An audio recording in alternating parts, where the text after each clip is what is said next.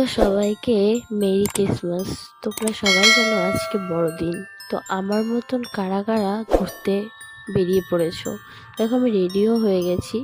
তো আমি যাব চার্চে, তোমরাও যাবে আমি জানি। তাও আমাদের এখানে যে চার্চ আছে বা আমাদের কোথায় আছে, এটা তোমাদের কাছে এটা শেয়ার করার জন্য আমি ভিডিওটা করেছি। তোমরা অনেকে জানো আর বাইরের লোকরা হয়তো জানো না। তো আমাদের বাবুরহাটে একটা চার্চ আছে, ওখানে এরকম হয়। মানে ওই অনুষ্ঠানটা হয় অ্যাকচুয়ালি। তাছাড়া আর এখানে কোচবিহারে নেই।